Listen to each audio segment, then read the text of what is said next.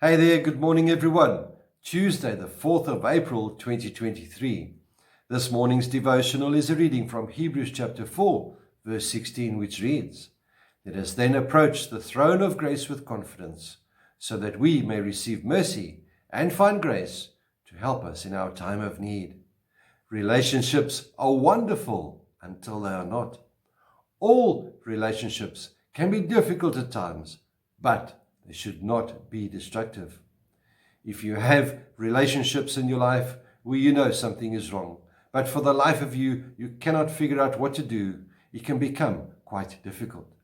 I know what it feels like to have your body tense and your pulse racing while your mind is begging the other person. Well, stop doing that.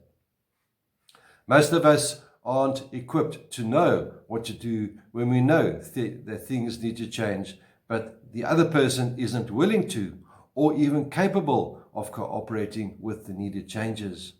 Your challenge may be with someone who personalizes everything and becomes easily offended, and we all know people like that.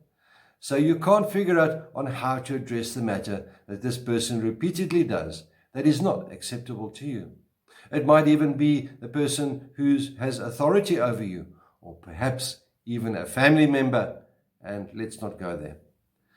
Maybe you've even prayed about the behavior or the situation. You've tried to navigate it. You've made changes. You may have even tried to stop it.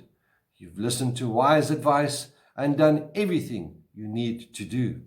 But in the end, nothing has worked.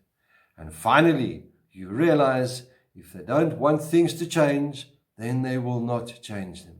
And you cannot change them. This is a terribly hard truth to accept, but it's also one of the most freeing truths, and I have learned to embrace this fact on many occasions.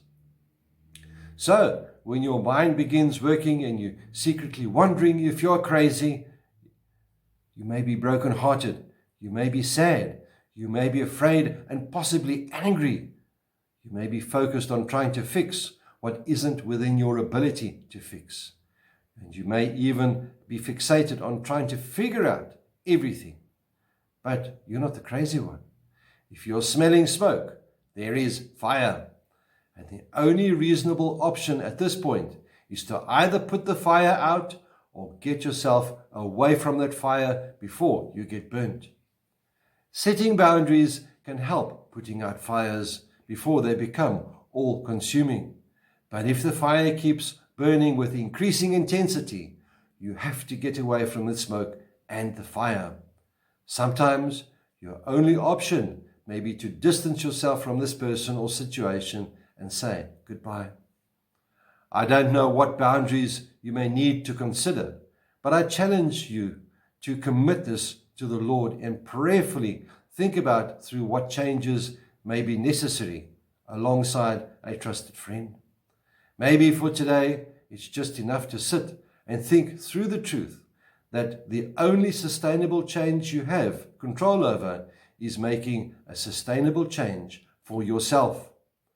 My dear friends, boundaries are not going to fix the other person or the situation, but boundaries can help you stay focused on what is good, on what is acceptable, and what you need to stay healthy and whole. May the Lord be with you. May He bless you. May He cause His face to shine upon you and be with you always. Goodbye.